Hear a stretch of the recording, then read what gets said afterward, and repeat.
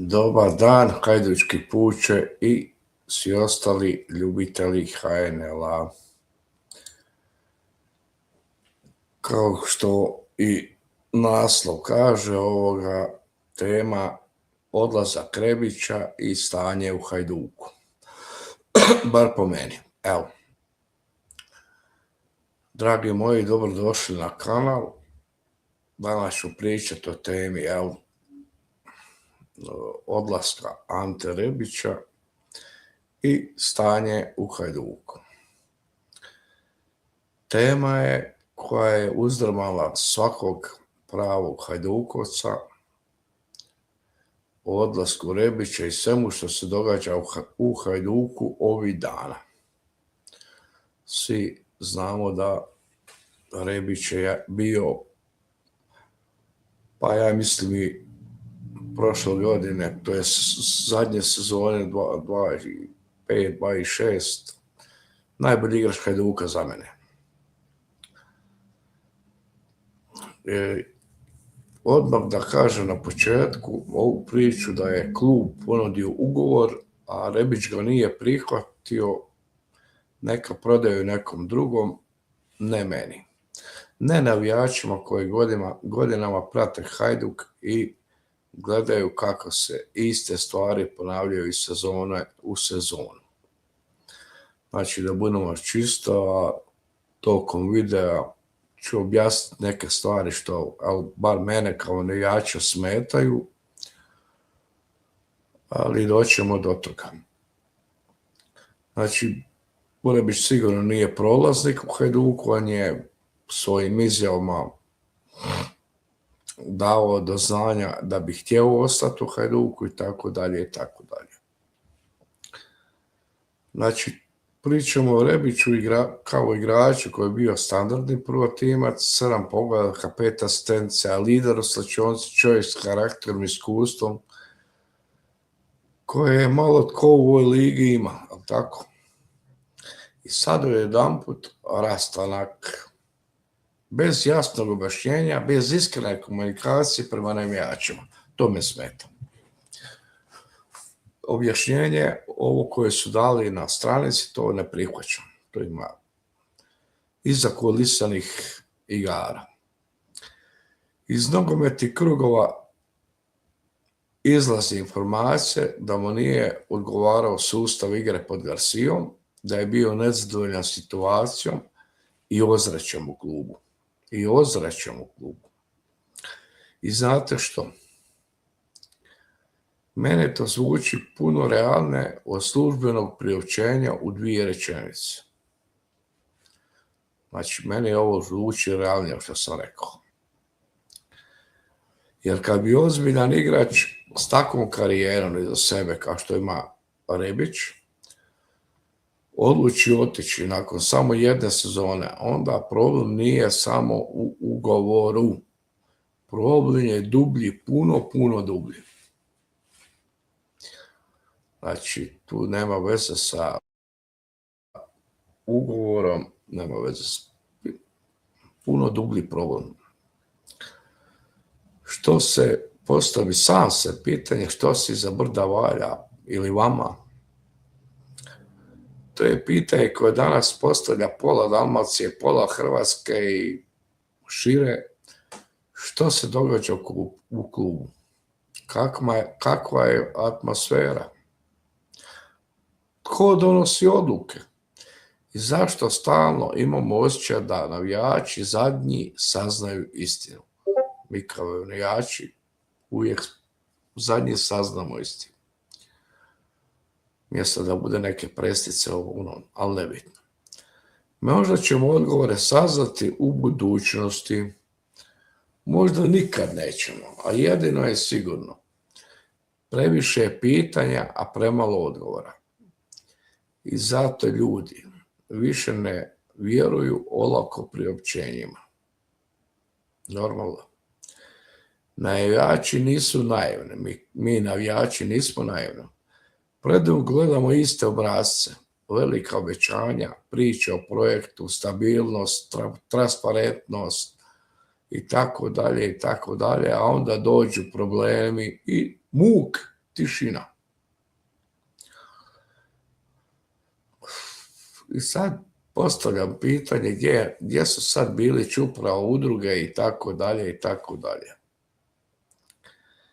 To je pravo pitanje. Gdje su sada oni? Zašto se ne oglase bilo kakvim priopćenjima? I Bilić, i nadzorni odbor, i uprava, udruga, većinski vlasnici, gdje su sada ljudi koji su mjesecima pričali o novom Hajduku, o ozbiljnom projektu, o transparentnosti i odgovornosti? Gdje su objašnjenja zašto odlazi jedan od lidera Momčadi i najbolji igrač po meni Momčadi? Gdje je konferencija za medije? Gdje je otvoren razgovor s navijačima? Gdje je to sve nestalo? Kad se treba slikati, kad se treba pričati o viziji, projektu, svi su tu. A kad stvari krenu nizbrdo, onda muk, tišina.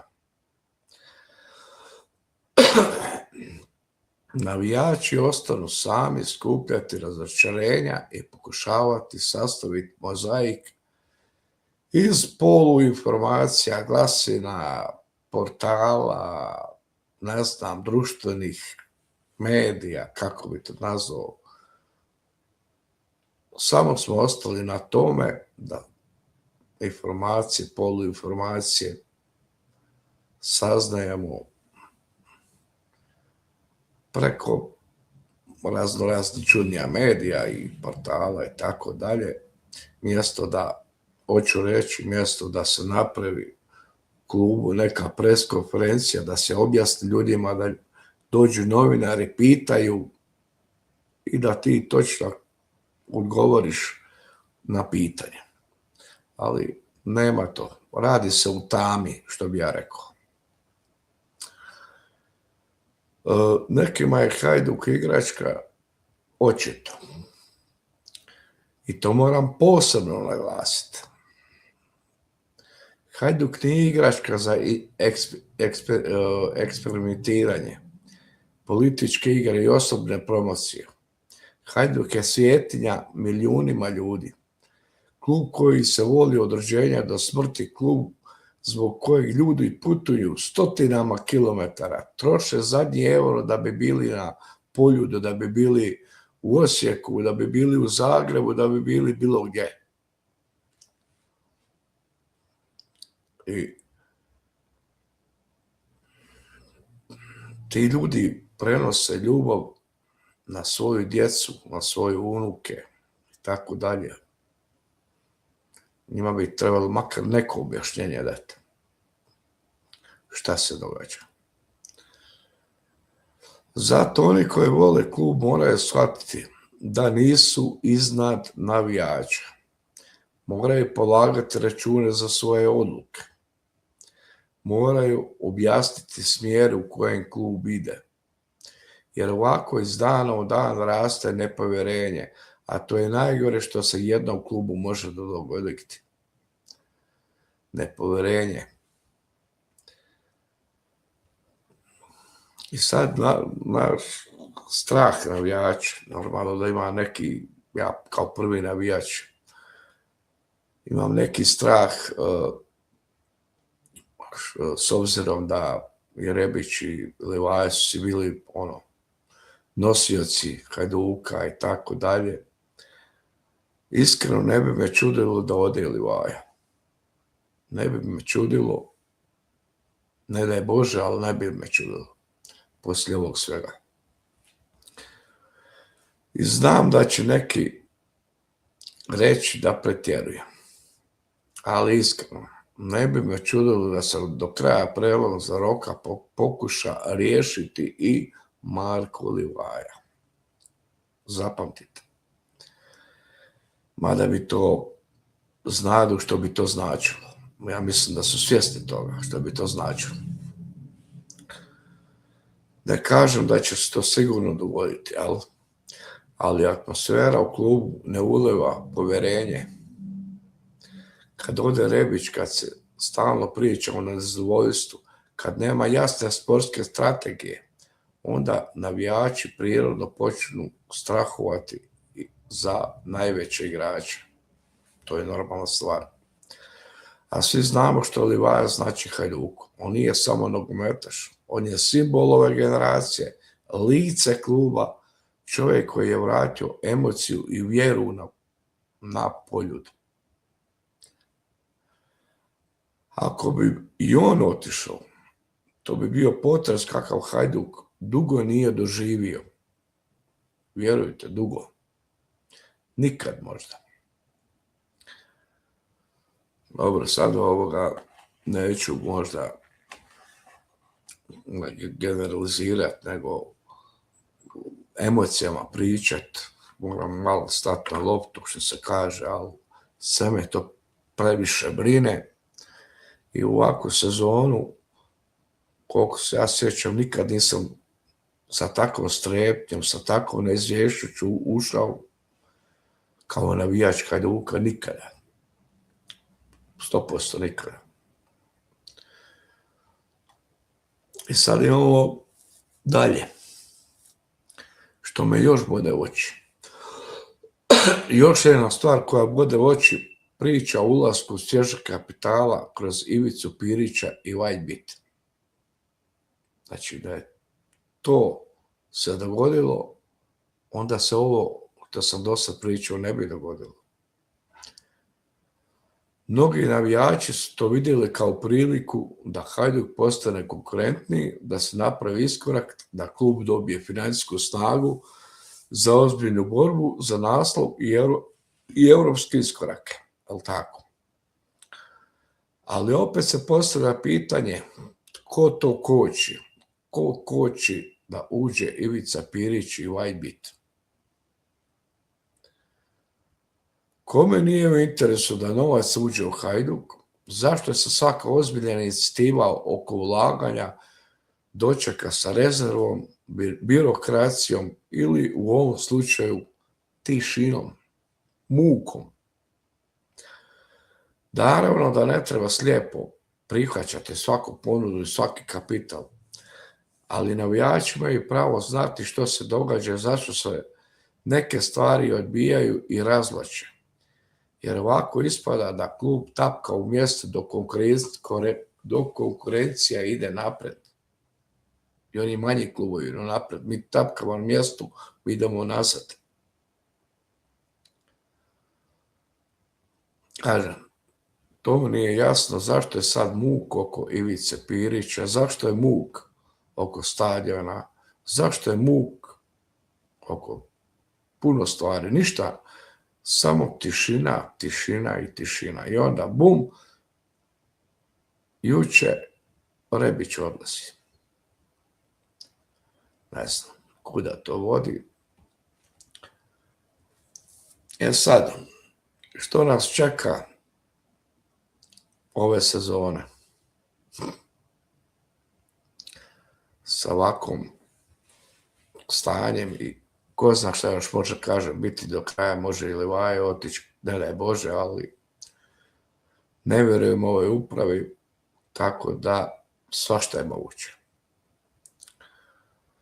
Ako se stvarno uprava, znači svi sudionici u Hajduku ne poslože, bojim se da nas čeka grčevita borba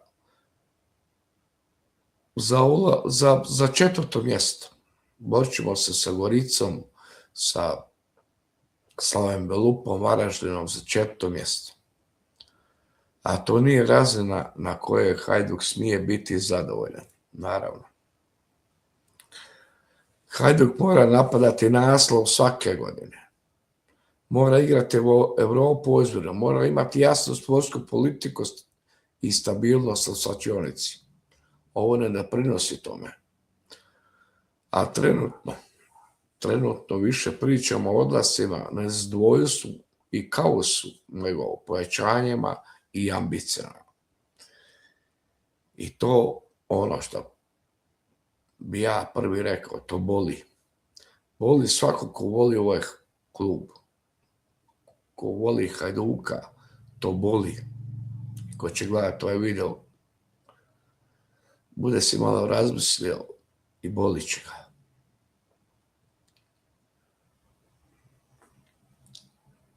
Ne znam, mene boli da sam, sjeo za kompjuter i morao sam napraviti neki video da neku emociju prema vama bacim, da kažem što ne valja, gdje ne valja, šta ne valja i tako dalje. Ali znate što još? Unatoč svemu jedna stvar se nikad neće promijeniti. Ljubav navijača prema Hajduku. To se kod mene, a ni kod vas sigurno neće promijeniti. Ali ovo gore što sam rekao, to ostaje i to se mora riješiti. Ono što se kaže, uprave dolaze i odlaze, treneri se mijenjaju, igrači dolaze i odlaze, ali Hajduk ostaje. Ostaje narod, ostaje puk hajdučki, ostaje poljud, ostaje pjesma s tribina i ona emocija koju niko ne može kupiti ni ugasiti. Ni sa ovakvim stvarima što vam radite. Što nama radite? Znate ono, što nama radite? Ali opet kažem, i dalje ćemo biti uz klub, ali to ne znači da ćemo šutiti. Ja prvi neću šutiti. Evo, od ovog videa pa nadalje. Neću šutiti, upozoravat ću, kritizirat ću. Pokušavat ću reći šta ne valja, šta valja, šta ovo, šta ono. Neću biti vječiti kritičar. Biću, ako nešto valja, pohvalit ću. Normalno, volim Hajduk, jel?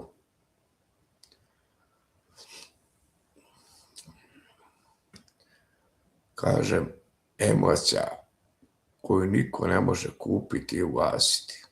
Ni Bilić, ni uprava, ni udruge, ni niko. Bićemo s klub, nećemo šutiti. To će uvijek biti. Pravi navijač nije onaj koji samo plješće kad je dobro. Pravi navijač je onaj koji traži odgovornost kad stvari krenu loše. Ja tražim odgovornost. Da izađu pred kamere. Jer su stvari krenule loše. Ne znam, Anti, kažem za mene i ponavljam, najboljem igraču Hajduka protekle sezoni. Hvala mu na svemu što je dao u bijelom dresu, a onima koji vode klub poruka je jasna. Navijači zaslužuju istinu, poštovanje i jasan plan. Dosta je magle i polovične priče. Dosta. Od danas pa nadalje. Dosta je tmine, magle, mraka i polovičnih priča. I izokrenuti priča, je rekao.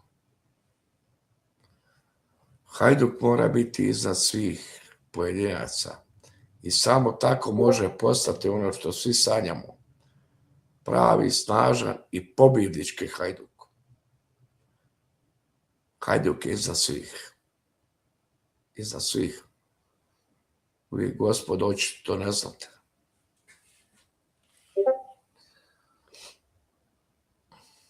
Ne znam, malo me i emocije peru normalno. Upoznali ste me već do sad. Emotivan sam čovjek i to je to. Ja se tog ne sramim. Ali isto, na strani se toga da sam i nativ i nekad i nagal i tako dalje. Ali dobro. Ništa ljudi, ako se slažete s ovim što sam rekao, što sam, kako da to kažem, pokušao reći, između redaka možete shvatiti na šta sam mislio, na šta sam ciljao i tako dalje. Znači, ako se slažete, napišite svoje mišljenje na komentarima, pretplatite se na kanal. Zanima me kako vi vidite ovu situaciju. Je li odlazak Rebića samo jedan transfer ili znak puno većeg problema u klubu? Eto, to me zanima. Da u komentaru mi vi napišete. Je li odlazak Rebića samo jedan transfer ili znak puno većeg problema u klubu? Eto. Ali ja mislim da je to stanje puno većeg problema u klubu. Tako da ću u narednih par dana napraviti live. Zašto live video?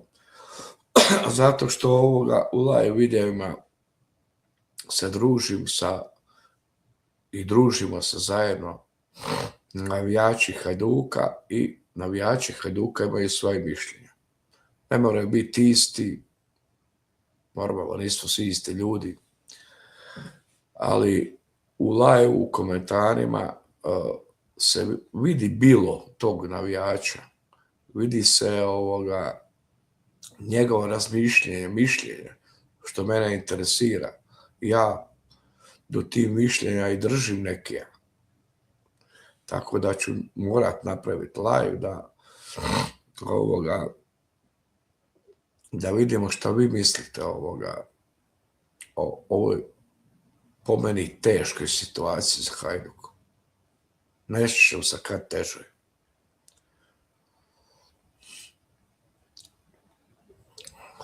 Ništa ljudi, čuvajte mi se, vidimo se u sljedećem videu, kao što sam rekao u live-u najvjerojatnije.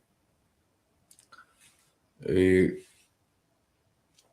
Hajduk živi večno, Bog i niko više. Prebrodili smo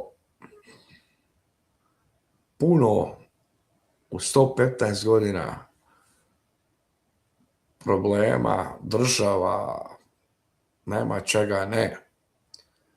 Prebrodit ćemo i ovo.